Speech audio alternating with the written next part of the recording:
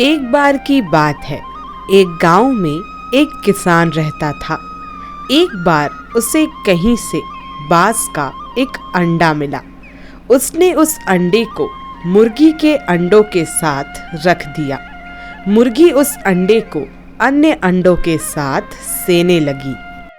कुछ दिनों में मुर्गी के अंडे में से चूजे निकल आए और बांस के अंडे में से बांस का बच्चा चूजों के साथ पलने लगा।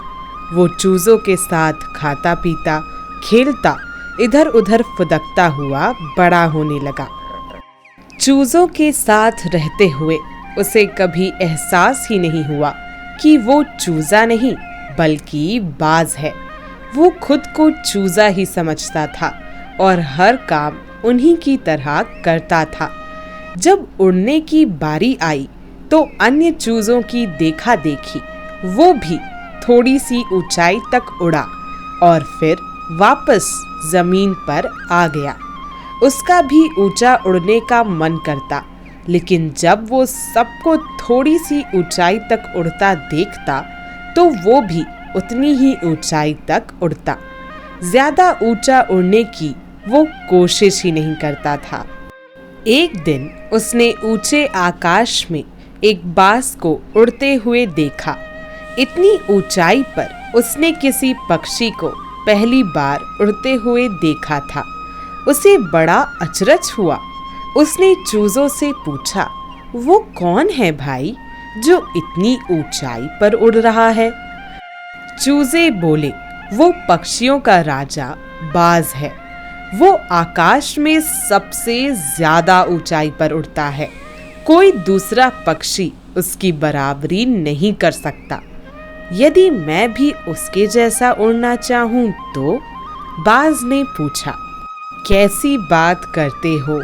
मत भूलो, तुम एक चूजे हो। चाहे कितनी भी कोशिश कर लो, बाज जितना नहीं उड़ पाओगे। इसलिए व्यर्थ में ऊंचा उड़ने के बारे में मत सोचो। जितना उड़ सकते हो उतने में ही खुश रहो। चूजे बोले। बाज ने ये बात मान ली और कभी उसने ऊंचा उड़ने की कोशिश ही नहीं की। बाज होने के बावजूद भी वो पूरी जिंदगी मुर्गी के समान जीता रहा।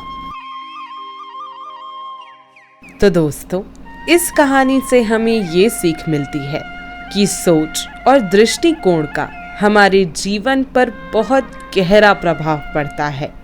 हम सभी क्षमता और संभावनाओं से परिपूर्ण हैं।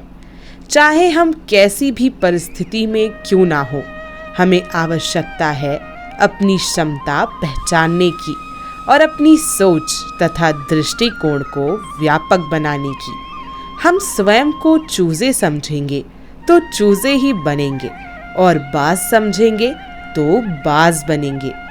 खुद को कम ना समझें, अपनी क्षमता को सीमित ना करें, बाज बने और जीवन में ऊंची उड़ान भरें। तो दोस्तों, ये थी एक बहुत ही अच्छी और प्रेरणादायक कहानी। अब मिलते हैं अगली वीडियो में कुछ और ऐसी ही अच्छी कहानियों और बातों के साथ। तब तक के लिए राधे राधे। और ये वीडियो देखने के लिए आप सभी लोगों का बहुत बहुत धन्यवाद।